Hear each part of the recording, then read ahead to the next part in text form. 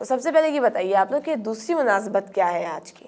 آج کی دوسری مناسبت یہ ہے کہ 8 ربیع الاول 260 ہجری کو ہمارے 11ویں امام کی شہادت ہوئی، اور آج یعنی 9 ربیع الاول کو ہمارے زمانے کے آخری امام کی امامت کا آغاز ہوا۔ آسان، ماشاء اللہ، کہ آج امام کی امامت کا آغاز ہوا ہے۔ آپ لوگ جانتے ہیں کہ 255 ہجری میں امام کی ولادت ہوئی ہے نا، 255 ہجری میں امام کی ولادت ہوئی ہے، اور آپ امام کب بنے ہیں؟ 260 ہجری میں، یعنی آپ کی ایج کیا ہوئی اس وقت؟ 5 سال، بالکل ٹھیک، 5 سال۔ مطلب دیکھیں اتنی کم عمر میں امام زمانہ کو امامت کا عہدہ ملا ہے نا، امامت کا عہدہ ملا، اور امام 5 سال کی عمر میں ہی امام بن گئے تھے، اور ان کے اوپر تمام، دیکھیں جب امام بنائے جاتے ہیں تو ان کے اوپر امامت کی تمام شرائط، تمام تر ذمہ داریاں لاگو ہو جاتی ہیں۔ یعنی دیکھیں امام زمانہ ایک 5 سال کے بچے ہیں ہے نا، ان کی ولادت ہی کب ہوئی ہے؟ 255 ہجری میں، ہاں، اور ان کو امامت کا عہدہ کب ملا؟ 60 ہجری 60 ہجری میں۔ اور اب یہ کون سا ہجری چل رہی ہے؟ کون سے، اب تو ہجری کا دور نہیں ہے نا، لیکن دیکھیں اب امام کہاں ہے، کہاں موجود ہے امام؟ یہ کون سا دور چل رہا ہے؟ غیبت میں۔ اس کا جواب بتائیے کوئی۔ یہ امام کی غیبت کبریٰ کا زمانہ ہے، اور امام خدا کے حکم سے ہماری آنکھوں سے غائب ہیں، اور اس غیبت کا آغاز 329 ہجری کو ہوا، اور اس میں امام کی ڈائریکٹ ملاقات کسی سے نہیں ہوتی۔ 329 تک امام کی غیبت صغریٰ چلی ہے، ٹھیک ہے، یعنی اب جو دور چل رہا ہے یہ کون سا دور ہے؟ غیبت کبریٰ کا۔ غیبت کبریٰ کا دور ہے، اور جو پہلا والا دور تھا غیبت صغریٰ تھا۔ غیبت صغریٰ کا دور تھا۔ اس سے کیا مراد ہے؟ کوئی بتائے تھوڑا، غیبت صغریٰ کی طرف روشنی ڈالی ہے۔ غیبت صغریٰ یعنی چھوٹی غیبت، اس عرصے میں امام عام لوگوں کی نظروں سے دور تھے، لیکن شیعوں کا رابطہ امام سے امام کے خاص نائبین کے ذریعے رہتا تھا، اور امام ان کے سوالات کے جوابات دیتے تھے۔ آسان۔ جب غیبت صغریٰ کا دور تھا تو امام کے ساتھ کون تھے اس وقت؟ کون جواب دیتے تھے؟ مسئلوں کے حل ہمارے پاس کیسے آتے تھے؟ نائبین۔ امام کے نائبین۔ کتنے نائبین تھے؟ 4 نائب تھے امام کے۔ تو اس وقت امام کا تعلق اپنے ان نائب سے تھا، اور جیسے کہ اب امام کی غیبت چل رہی ہے، کون سی غیبت ہے یہ؟ غیبت کبریٰ۔ غیبت کبریٰ چل رہی ہے۔ اور شیری کے جواب سے ہم چلتے ہیں شیری کے جواب کی طرف، کہ اب جو ہے امام سے ہم ڈائریکٹ ملاقات نہیں کر سکتے ہے نا، ایسے ہی ہے نا، ہم ڈائریکٹ ملاقات تو نہیں کر سکتے امام سے، کیونکہ امام کا نائب ہے نہیں۔ اچھا دیکھیں، جب یہ 4 نائب کا سلسلہ مکمل ہوا تو اس کے بعد کیا ہوا؟ اس بارے میں کوئی بتائے۔ جب امام کے چوتھے اور آخری نائب کے انتقال کا وقت قریب آیا تو امام نے انہیں بتا دیا کہ تمہارے بعد میرا کوئی نائب نہیں ہوگا۔ آسان۔ دیکھیں جب ان کے جو چوتھے آخری نائب تھے امام کے، ان کا وقت رحلت آیا تو امام نے ان کو آ کے بتا دیا کہ آپ کا وقت رحلت آنے والا ہے، اور کیا بتایا انہیں؟ کہ اب آپ کے بعد اب میرا نائب کوئی نہیں ہوگا۔ آسان، ماشاءاللہ۔ دیکھیں یہاں یہیں پر بتا دیا امام نے کہ اب آپ کے بعد میرا نائب کوئی بھی نہیں ہوگا۔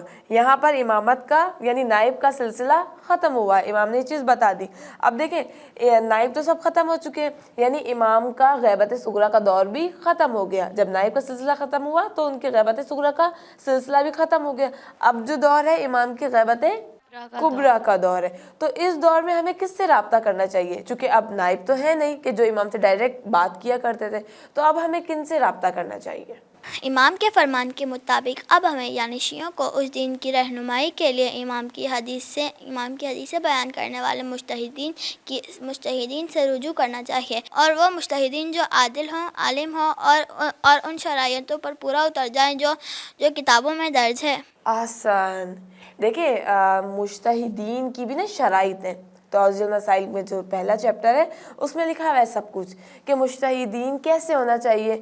عادل ہونے چاہیے، عاقل ہونے چاہیے، بالغ ہونے چاہیے، عالم ہونے چاہیے، مرد ہونا چاہیے، اور شریعت پر پورا اترتے ہوں جو کتابوں میں درج ذیل ہیں۔ آسان۔ تو شریعت پر پورا عمل کرتے ہوں جو کتابوں میں درج ہے۔ یہ تمام تر چیزیں مجتہدین کی، جو ہمارے پاس مجتہدین ہمارے پاس موجود ہے، ہمیں اس وقت ان سے رجوع کرنا چاہیے، کیونکہ وہ کیا کر رہے ہیں؟ اماموں کے حدیثوں سے ریلیٹڈ ان سے ملا کر ہمارے مسئلوں کے حل بیان کرتے ہیں، ہمیں ان سے تعلق رکھنا چاہیے، ٹھیک ہے۔ یہاں پر دیکھیں مجتہدین کی صفات بھی بتا دی گئی ہیں کہ مجتہدین کیسے ہونا چاہیے۔ وہ امام کے तमाम फ़रामीन पर अमल करने वाले होने चाहिए। देखिए अब जो ये दौर है हमें बहुत अच्छा इसमें अपने समझे आप पॉलिश करनी है, अपनी रूह की पॉलिश करनी है, अपने किरदार की पॉलिश करनी है, तब जाके हम मुज्तहिदीन की चीज़ों पर उनकी बातों पर भी अमल करेंगे। और जब हम मुज्तहिदीन की बातों पर अमल करेंगे तो हम इमाम की बातों पर अमल कर रहे हैं, क्योंकि मुज्तहिदीन जो बताते हैं वो सब इमाम बताते हैं। इमाम की ही बातें बताते हैं। ठीक है, देखिए यहाँ पर ना हमारी दो अहम जिम्मेदारियाँ हैं। उस तरफ कोई बताना चाहे कि क्या वो हमारी जिम्मेदारियाँ हैं दो? पहला तो ये है कि हम अपने इमाम की मार्फत हासिल करें, यानी उनके हकीकी मर्तबे को समझें और जाहिलियत की मौत से बचें। और दूसरा ये है कि हम अपने इमाम का इंतज़ार करें, जो कि अफजल तरीन इबादत में से है, और इंतज़ार भी ऐसा जो हमारे किरदार से नज़र आए। पहली चीज़ यहाँ पे मिशेल ने क्या बताई है? इमाम के मर्तबे को समझें, इमाम के मर्तबे को देखना। मर्तबे को समझे। और दूसरी चीज़ जाहिलियत की मौत से बचें, जाहिलियत की मौत से बचे। और इमाम का इंतज़ार करें, और इंतज़ार भी ऐसा जो हमारे किरदार से नज़र आए। तो देखें हमें क्या करना है, जाहिलियत की मौत से बचना है और इमाम की मार्फत करनी है। ये जो इमाम की मार्फत है ना, ये दर हकीकत खुदा की मार्फत है। क्योंकि देखिए इमाम जो हैं, जितने भी इमाम हैं हमारे पास, आखिरी इमाम है हमारे पास 12वें इमाम, तो फिर उनकी मार्फत को समझना सबसे ज़्यादा ज़रूरी है। ऐसे इमाम अली की मार्फत है, क्योंकि जब हम पंजतन की, 12 इमाम की, 14 मासूमीन की मार्फत को समझ जाते हैं तो हम खुदाए मुताल की मार्फत को समझते हैं। क्योंकि अल्लाह में क्या कहते हैं कि अल्लाह ने चाहा कि उसको पहचाना जाए तो उन्होंने इन नूर को खल्क किया कि इनके ज़रिए, यानी ये कैसे है, जब उनके बनाए हुए नूर ऐसे हैं, उनका किरदार ऐसा है, तो फिर वो खुदाए मुताल कैसा होगा जिसने तमाम तर चीज़ों को खल्क किया है, जिसकी मखलूक है। अम्बिया वगैरह भी तमाम तर चीज़ें अल्लाह की मखलूक है।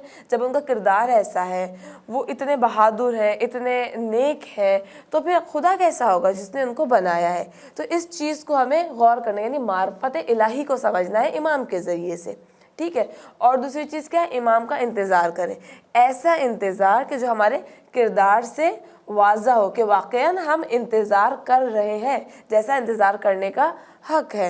ये दो अहम ज़िम्मेदारी हैं और यकीनन आप लोग इन चीज़ों पर बहुत ज़्यादा गौर व फ़िक्र करेंगे। ठीक है बच्चों, तो आज का प्रोग्राम माशाल्लाह से बहुत अच्छा हुआ है। बस अब प्रोग्राम एंड पर है। अब एक सेगमेंट रहता है, नाम है सबील मार्फत।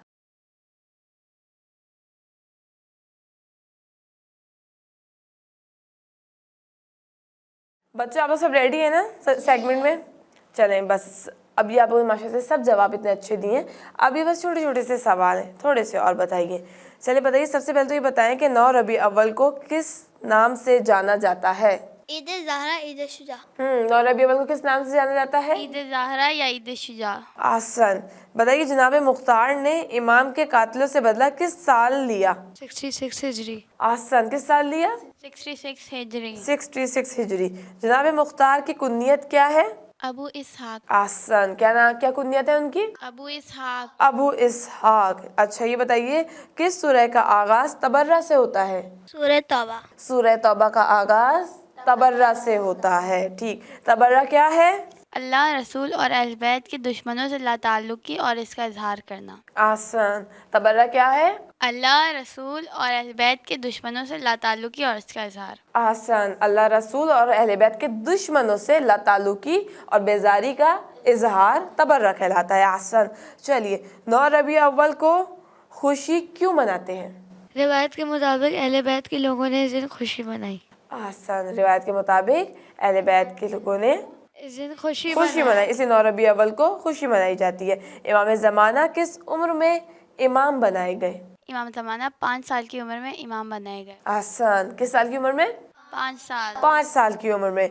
इमाम की ग़ैबत सुग़रा का कुल दौरानिया क्या था? 69 ईयर्स। 69 ईयर्स, यानी इतने साल इमाम ग़ैबत सुग़रा में रहे। और अब इमाम कहाँ हैं? ग़ैबत कुबरा में। और ग़ैबत कुबरा कब ख़त्म होगी? कि इसका इल्म खुदा के अलावा किसी को नहीं है, किसी को नहीं है इसका इल्म। बस हमारी ज़िम्मेदारी है कि हम जब तक इंतज़ार करें, और इंतज़ार कैसा करें कि हमारे किरदार से ज़ाहिर हो, इंतज़ार ज़ाहिर हो। हम बस इमाम का इंतज़ार करना है और दुआ करनी है और ख़ुद को तैयार करना है। बच्चों आज का प्रोग्राम बस यहीं पर एंड को पहुँचता है। नाज़रीन किराम, अब वक्त होता है इख्तिताम का। इजाज़त दीजिए, अल्लाह हाफ़िज़।